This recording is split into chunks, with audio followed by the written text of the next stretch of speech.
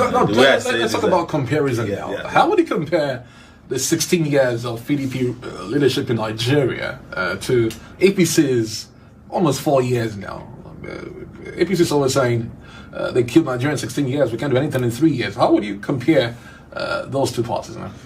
There's nothing to compare. In the first place, there's no difference fundamentally between the APC and the PDP. You know, APC and the PDP are like two fingers of the same hand, popping out of the window. And at the end of the day, they are conjoined at a particular bridge, and that's what they are. That's why most people who are in APC today used to be in PDP, and you can be PDP in the morning and be in APC at night, and you'll be back in PDP the next morning, and there's nothing wrong with it. So there's nothing to compare. What we're saying here is that, if I'm here saying that one is better than the other, I'm deceiving myself. Nigeria has been on ground zero since both parties came into existence. For the 16 years that the PDP did, of course, it was crime against humanity. Let me give you an analogy between Peter Obi's position about the shop and Professor Shibado. Yeah. So I tweeted something I'll repeat here, that, whereas the PDP are the people who looted the shop at first, the APC people are the ones who came and rebuilt the shop and started looting it from the back. So at the end, the shop is being looted still. How did you come about that analogy in the first place? Because before you make such a claim, you must have some level of proof or facts to back it up. There's nobody you can talk to in this country, and I've confronted them all the time about it, who's got more facts than I do when it comes to how this country was looted and who looted what and where the loot went. I'm a person who tracks money, that is stolen from Nigeria. So I can tell you who has a private jet in Nigeria, who has a company, who has a house in London, who has buildings in Dubai, who's got houses in Potomac in the US. I have done this for 12 years. So they know that I know them. Is the reason why they're afraid to debate me in the presidential debates. We'll talk about the debates later. I know. Of course, but we'll get to that point. Let's talk about some of the issues now. You think that the president, Muhammadu Buhari, is not doing a good job, which is why you want to take over his office. Absolutely. I hate, So they used to describe the PDP president, former president, Goodluck Jonathan, as please, this is radio, so we have to be as simple as possible. Don't worry, incompetent, but this President Buhari's own level of incompetence is genetic. That is as if it's ingrained. You're talking about the president. I'm talking about him, and that's why we have to get rid of them. This is why we have to retire them to go back home. Let's talk about what I'm saying here on radio, so that you're not worried about it. I went and said it in his hometown in Dara 2 weeks ago. I traveled to Dara and did a small rally there in his hometown. So there's nothing strange about what I'm telling you. Well, let me also take you up. If you said the president is not doing a good job running the country, now let's have in specific terms, if you can, tell us what he's not doing right. Let's talk about those issues, where you think he's failing in the first place and why you think he should be voted out. When they were coming to, I'm going to judge them based on their own promises. Okay. When they come in and they said they'll give us 5 million jobs, we've lost 14 million since they came into office, right? When it came, they said they will improve the economy. In fact, there was a promise to make $1 be equal to a naira. We have lost the value of naira has been lost by over 100%. So when it came in, I think the naira was about 150 or there, but I'm not sure of the exact figure. But now it's at 350. At the time, it was like 400. So the value of naira was eroded, and they were doing round tripping. They go to CBN every morning, pick up money, sell, and then they make billions. These are things that I know, and I'm talking about facts and figures. During his reign in office, Nigeria became the world capital for poverty, right? So that one is verifiable. It also became the second most terrorized country in the world. Even though President Buhari said he's a former general, he will wipe out terrorism, he met Boko Haram and added headsmen, to his credit, right? And recently, Nigeria, in terms of health, mortality, infant mortality became the place in the world where you're likely to die before you reach the age of 5. So I've given you health. There are over 13 million kids out of school education, right? So ask me in what area have they improved the economy? Nothing. Last week, President Buhari called all the governors and said, well, the economy has entered recession again. It will be the second time. I don't think the economy ever left recession. The economy has been in depression since they came in, because why? his ineffective leadership was responsible for it. It took him 6 months to appoint ministers. There's nowhere in the world that ministers took 6 months to be appointed. And I've traveled a little bit around the continent of Africa, because I don't try to make this comparison between Nigeria and the Western world. I do Africa here. Recently, I went on trains in the local railway system in Lagos and did a comparison between Kenya, South Africa, and even Ghana. It's a shame. Airports, the same thing. So what do we have working for us under the government? You can tell me if there's anything I'm missing out, so that we can speak based on facts. Like I said, we don't have to keep deceiving ourselves. I think this is the best they can offer us. Do you think so? Yeah, this is the best. What do you think about the next level slogan of the APC? It's a fraud. Next, even the logo of Next Level was stolen from somewhere else. It's a fraud. Nobody should be talking about next level. We should be aspiring for the highest level, and that's what AAC is all about, and my candidate show is about. We'll talk about candidacy after a short break about to take right now. Yes. Do you remember the AAC? Yes, I founded AAC. The party was formed by you? Yes. What's the philosophy of your party? Oh man, maybe we'd say that when you come from it. When you say you went on break, right? let's talk about your party's philosophy. What does your party stand for? So we stand for equality. We stand for justice.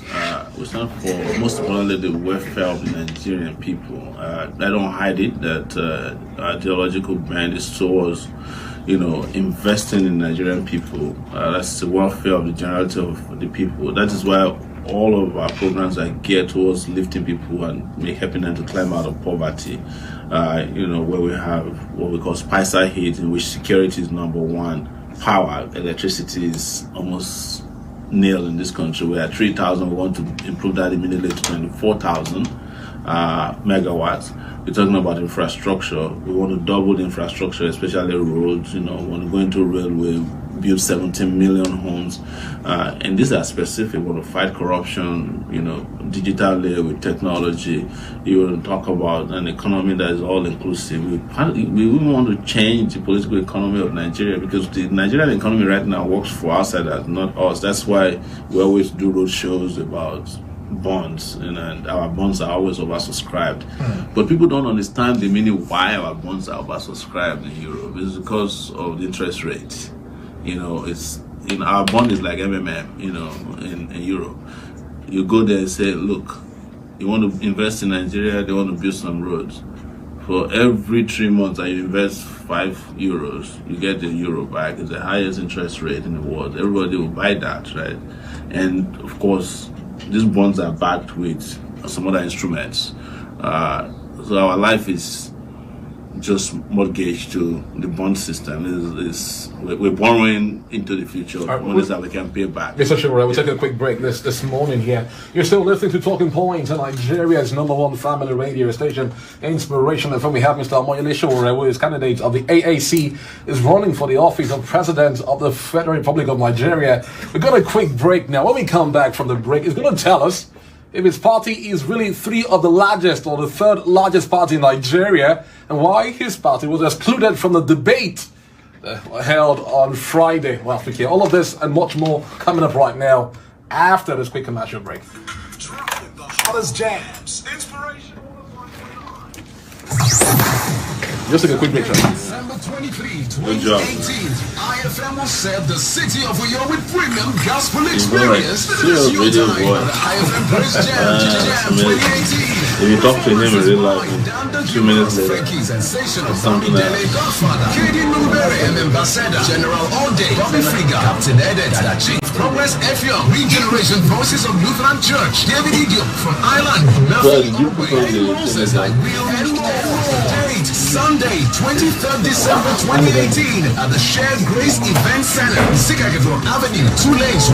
Time 3 p.m. red carpet, 4 p.m. main show. The gate is absolutely free. Did you meet the guys last Buy a night? raffle ticket for 1,000 naira and stand a chance to win any of our prizes: refrigerators, TVs, home theater systems, and all the fantastic prizes. This event is proudly supported by Global Audio Factory, Torchlight Effects, El Motive, Annie Johnson Photography, Tranquility Hotel and Golf Resort, Muzarai, Nigerian Police Force. Sponsorship and partnership call 0802-368-2484 or 0809-209-5491.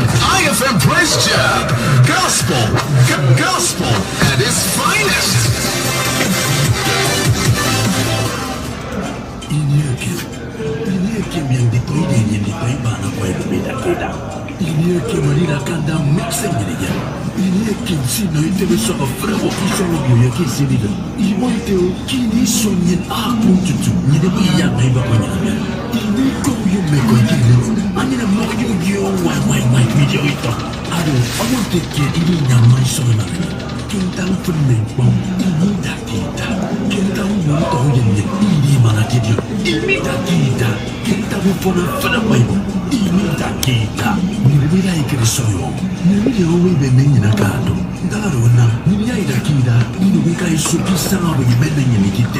What dialect is that?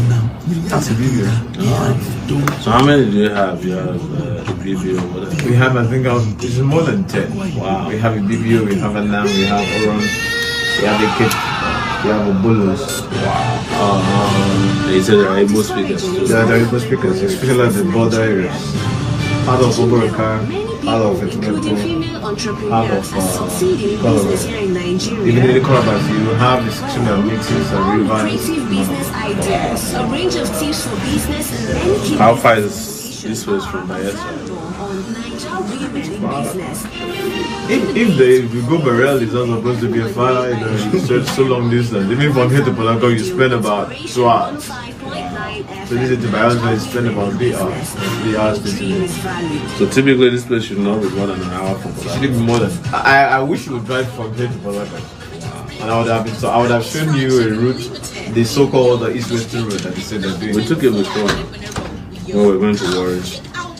Even the section that leads to Aquarium has been long abandoned. Long ago. We're going in 1 minute, sir. Okay. Education services, conference room, various native delicacies like uva or hasip, and so much more. Home delivery services, children's playground, and lots more. Head office, plot 54 Okigwe Road, Aba. Branch offices, 132 Mirren Road, Calabar, and 24 Ikere Road.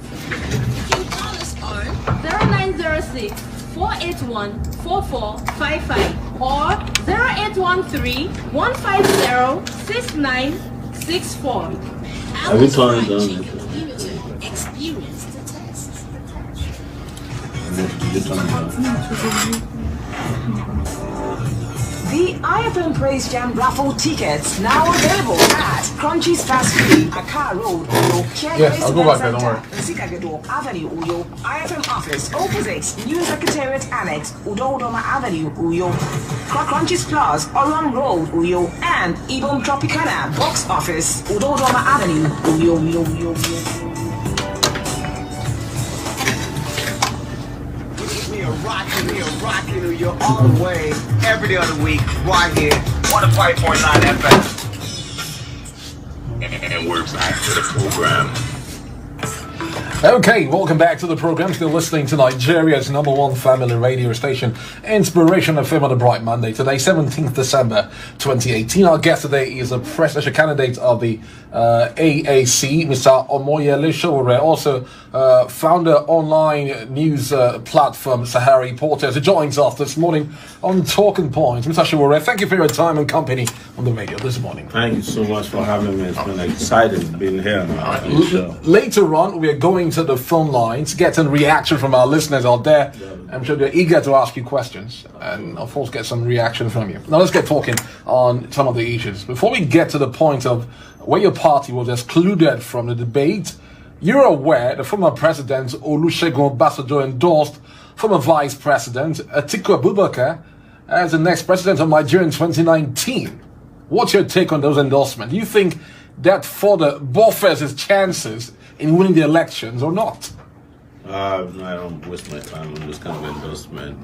I think where we are in the country is that Nigeria must take a decisive position to move away from all these old cargoes telling us what to do. There's nowhere in the world that you send your old players to play a competitive game, right? Otherwise, we would have sent Sheikh Montebami to go to the World Cup during the last World Cup because he's still around. So that's where we're getting it wrong in politics. We're still relying on the Obasanjos of this world, the Abubakars of this world, the Buharis of this world. Pretty much, we are letting our ancestors decide for us our political future. We should be praying to them wherever they may be, not to allow them to hijack our future. In other places, countries that are making a difference, young people, fresh ideas are the currencies that are running the show. And that's why you see the difference between Ghana, where the average age of a minister in Ghana is like 42 years old. And you saw Rwanda, young people, females are sitting in governance. You see places like Egypt, you see Morocco, Tunisia, even Angola that went to war for 20 years. They're doing better than us. You think endorsements don't mean anything? Doesn't. I don't care about it. So, look, what I like to see in this election is a shocker. The disgrace, a total disgrace of these old guys who think that they own Nigeria. Somehow Nigeria and Nigerians are their property.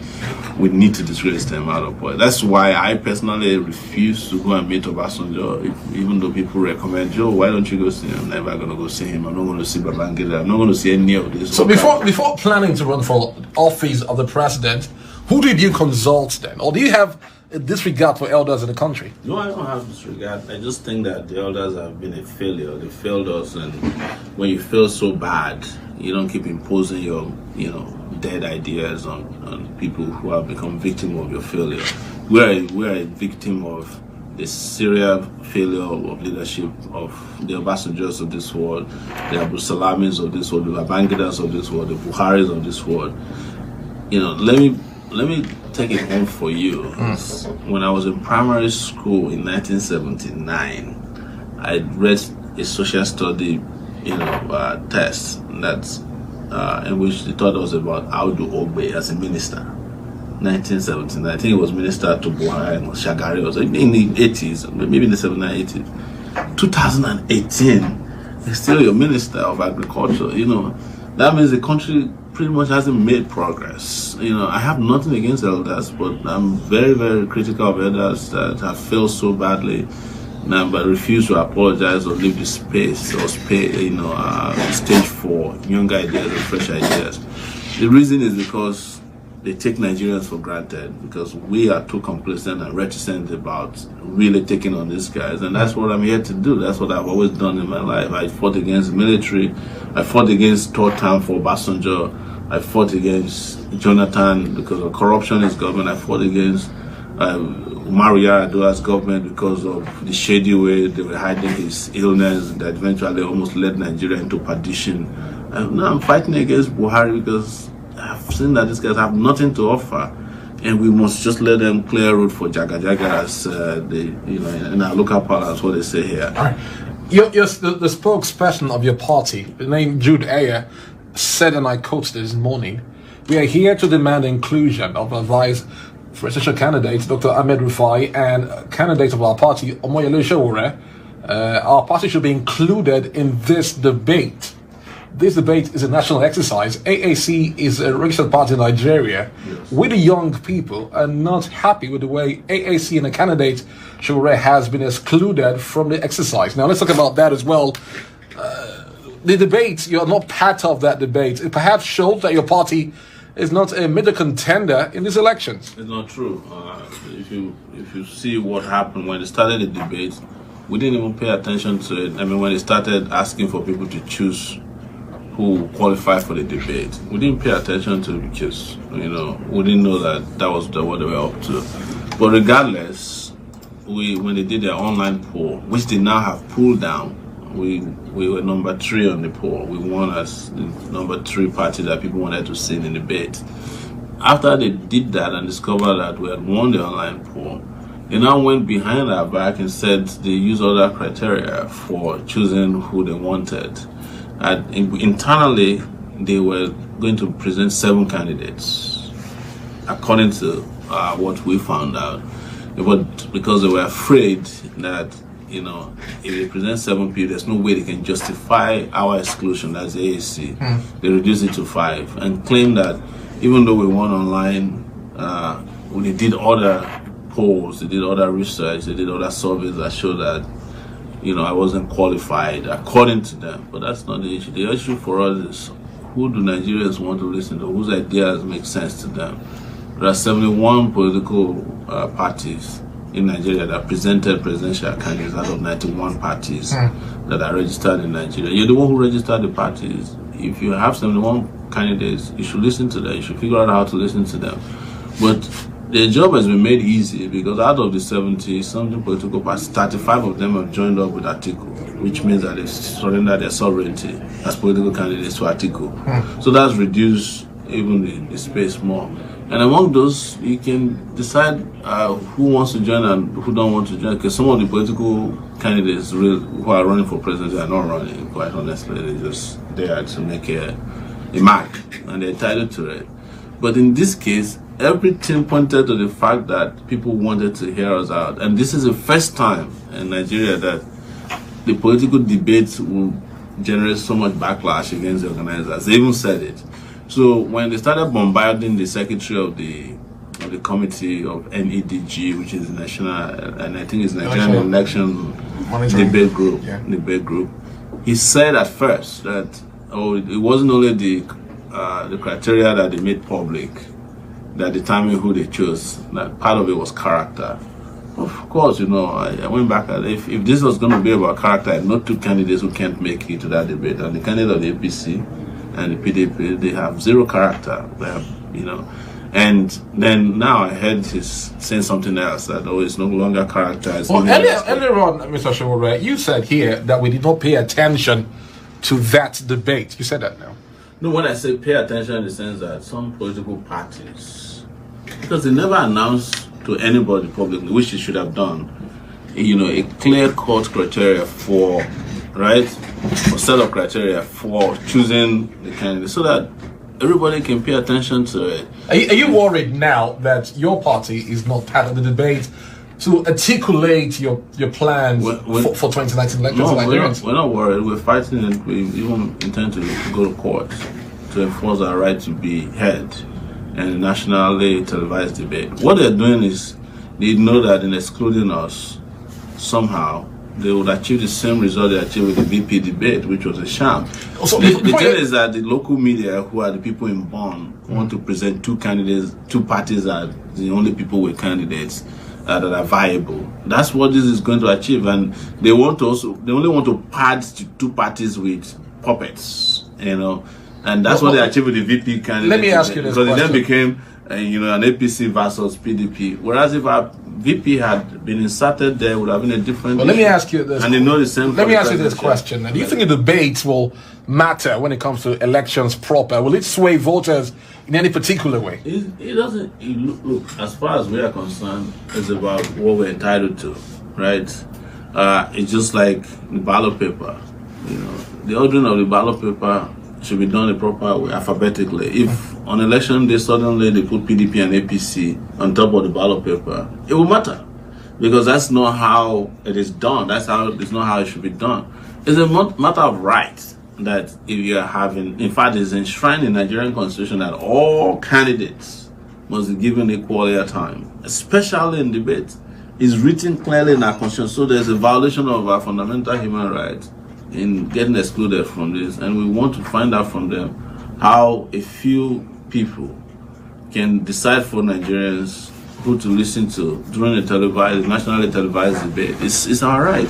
Talking about the debate on Friday, what's your assessment of the debate? We had about 5 candidates there. It was a sham. That's what I'm telling you. They did that debate, you know, handpicked people on the other side so that they can make the APC and the PDP candidates look good, and that's what happened. And they're the most viable parties in Nigeria now. Look, the most viable party is a party that's got the ideas to move this country to prosperity, progress, and peace. In terms of followership, membership, and finance, those parties are the dominant ones in the country. It's what the money they're spending is not even their money. It's stolen money. It's not financing. You know, we went around this country. By now we've been to almost 32 states. We can't find the structures they are bragging about. They just have what I think are retail outlets for bribing electorates and intimidating But people. do you have those structures in those states as a political party? Of course. I mean, I'm here in Akwa Ibom State. I came yesterday at the airport. People met me at the airport. Organic supporters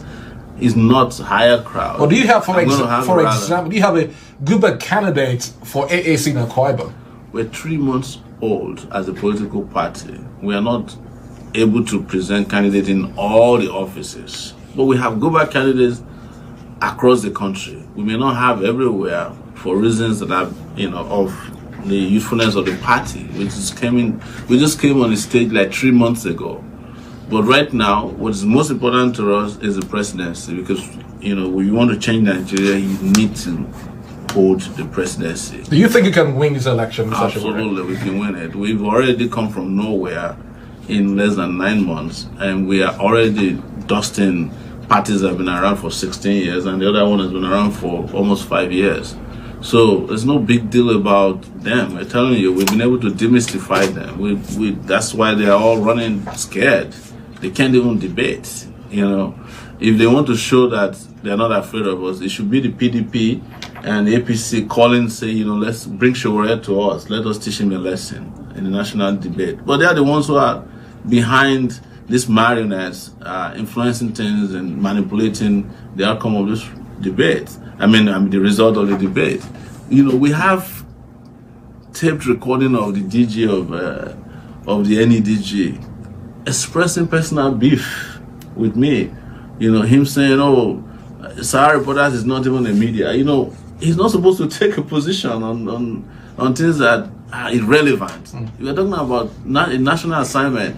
It's a position of trust, but they've belittled it because of their own personal corrupt tendencies that's influencing everything we do in Nigeria. And that's why we're challenging them publicly. This is a political issue for us. It's not about us alone, it's about the future, that anybody who is a presidential candidate in Nigeria should have his ideas aired openly. He should be able to challenge these deadbeats openly. And let Nigerians decide which party is the strongest, not for the parties to be claiming that. There was a time that the PDP used to claim they are the biggest party on the continent of Africa. But the other day you saw what they did. They started begging briefcase parties to join them in a coalition. Some of those 35 parties, they are the ones who formed. Speaking of coalition right now, what do you think about other candidates and other parties? We have the SDP, we have former Minister of Education, Obi Ezekwesili, we have other persons also, of course, Mr. Dr. Mogali is also What do you think about those other candidates who perhaps are also running for office as well? Look, I have interestingly had a chance to meet so many of the candidates. In fact, I debated Mogalo on TVC. You can find the clip out there. I met Donald Duke, former governor of Cross River State, and I had an altercation with him. I've taken on all of these guys one-on-one and shown to the world. That's the reason probably why everybody's saying bring Sowore to the debate.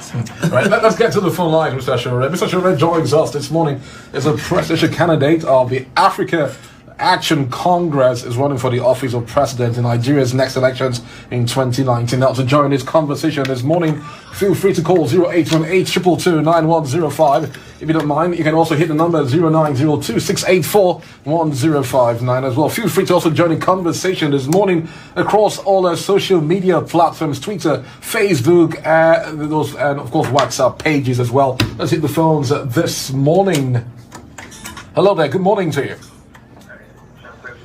You have to be as quick as possible. Be very quick now. What's your name? Where you calling from? And your question. My name is I want to ask him this two short questions. I want to ask him, what do you see in Buhari today that you didn't see in him 5 years ago when you used your Sahara reporter to promote him and help him to power?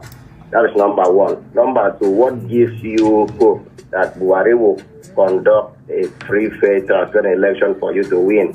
And what do you think, or what do you have to say about the monumental corruption and human rights abuses going on under his government today?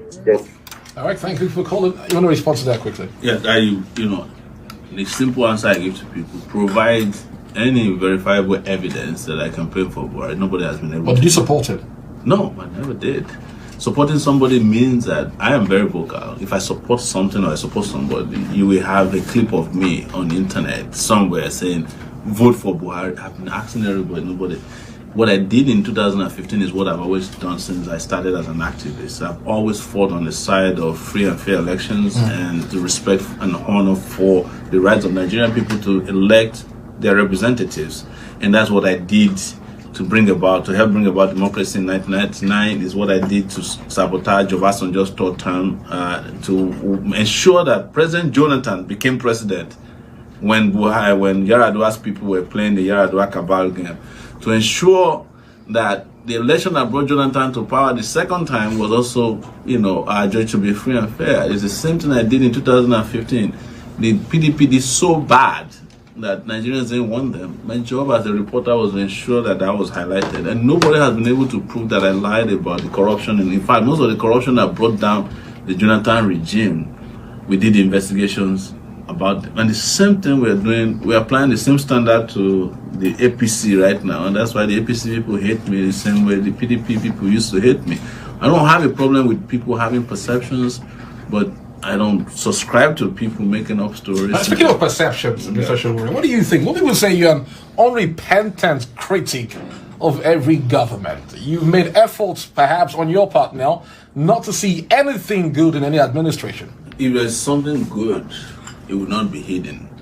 And my job as a public conscience person is to say what my conscience tells me is wrong, and do what my conscience tells me is right.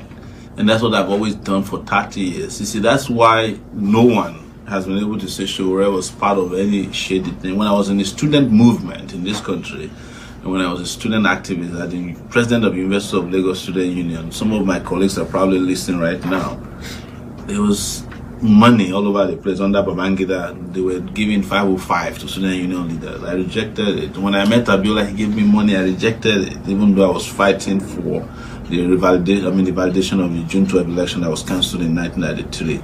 As a publisher of Sahara Reporters, it's been the same situation. I'm here today in Akwa Ibom State, right? This is the home of former Governor Akpabio, right? Ask him. Now, how many times has he called me? Come to Akwa Ibom, because I know he's the donatus of a governor. He gave money to anything that moves, and he didn't like criticism. Go ask him. He invited me several times. Oh, I'm building roads, I'm building stadium. You know, the next time I answered him was when he had an accident and he went to London. I said, Akpabio, maybe you said you built a world-class hospital in Akwa Ibom. When you had an accident, why did you ask them to fly you to Akwa Ibom instead of going to London? He couldn't answer me.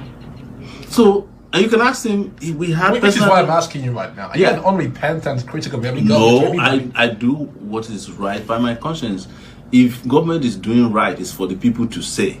When government is doing wrong, it's for prophets. But you're in Akwa Ibom now. What do you think about the administration of Governor Akpabio? Based on what you've seen on ground and what you're seeing now with the current administration. You can go and investigate on Sahara Reporters what I did during his time. My job is to put the feet of people in government to fire, right? I don't know what he did and what he didn't do, but I know that I focused on, I had a laser focus on Akpabio because I knew he was controlling a lot of resource here. And since he became a member of the APC, I've been on his case. I said, you know, it's a get out of jail card. When the new governor came, you can go ask him. I was the first to do the exposure on the 800 million naira scam they did in his former bank, Zenith Bank. And you can ask him as well, his people, they know me. They reached out to me, can you help us kill the story? I don't kill stories. If I did it, I won't be able to be saying it on radio today. That I would do what is right by my conscience and leave you guys, the Nigerian people, to decide what is right and what is wrong. We haven't had a government that is working for us, and it is time for us to move to that place, the barricades, and take our destiny and make sure that we don't allow charlatans to keep ruling us, whether it's Buhari or whomever is in your space. It could be your local government. It's time for total revolutionary change, and that is what I'm about. And it's something that will cost a lot, but it's what the try. It's what the effort is, what the sacrifice. We'll take some one more call. Our time is already fast spent this morning. Let's get to the phone line. Get this caller live here on the radio. Hello there. Welcome to the program. Good morning. Oh, sorry, we lost that one, and we lost the other caller as well on the radio this morning, which now takes us to our other media platforms on the radio this morning, our Facebook page. We have comments there as well, but let's get this caller on the radio firsthand. Hello, good morning. Speak up, sir. Oh, sorry, you might want to call us back there. Hey, hello, good morning to you. Thank you for calling. You're perhaps the last caller today on the program. What's your name and where you calling from this morning? Hello, good morning. My name is Joseph. All right, so what's your question quickly? I have a contribution, not a question. Go on quickly. We talk about leaders of, but you see leaders of yesterday becoming leader of today. I still fighting to become leaders of tomorrow. What a place for the youth. All right. Fair enough then. Let's take this one other caller. Hello there. Good morning. Oh, good morning. Many thanks for your time on the radio. What's your name, sir? Where are you calling from?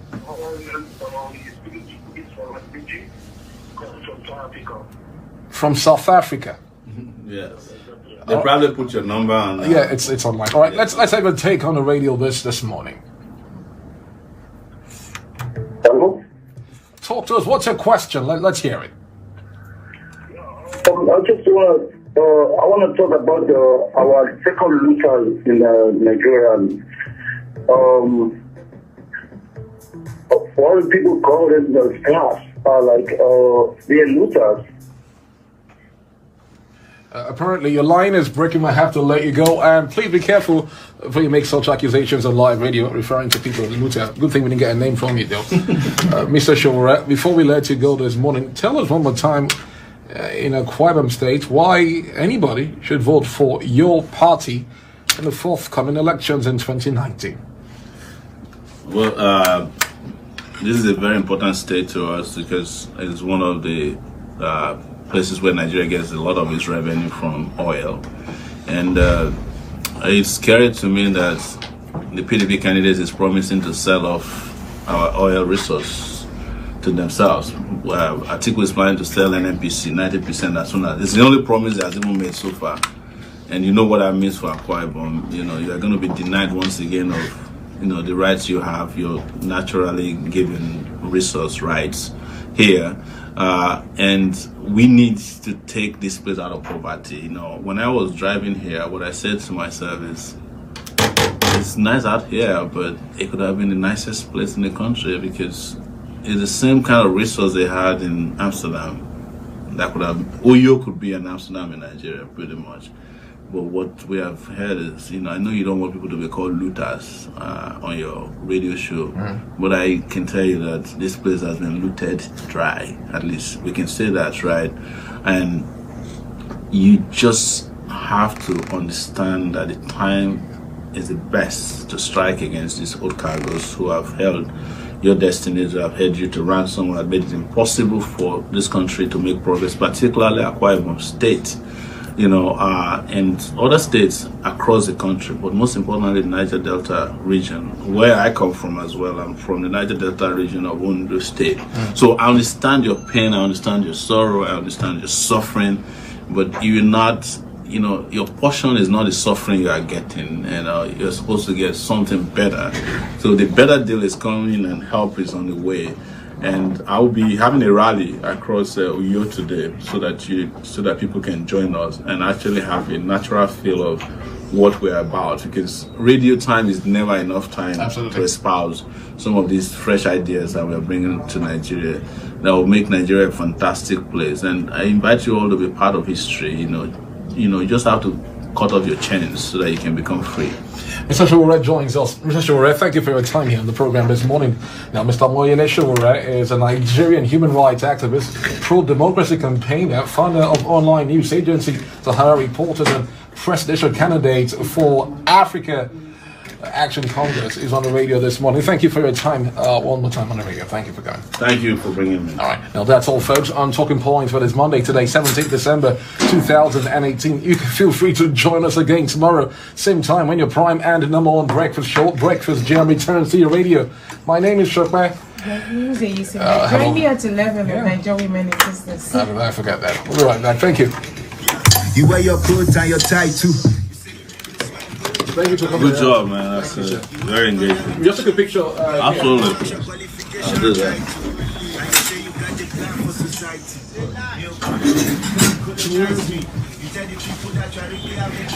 Stomach infrastructure, poverty neutralizing. It's so clear, it's black but and white shirt. Doesn't take a man's time to know that it's plan work. But you think I'm dumb and I can't talk. You're thinking human being that drives stuff. Climb up and share money is your blueprint. It's like you take me for a bushman.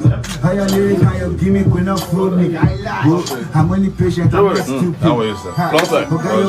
It's too simple. Yeah, that's everything. That's very well. Very well. You were silent throughout. Is that how you plan your show? Now to ask the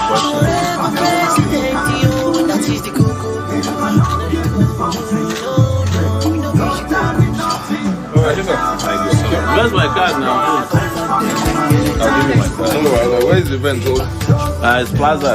Okay. Yes. Okay. Dropping the hardest jams. Inspiration 105.9. You bring one. This is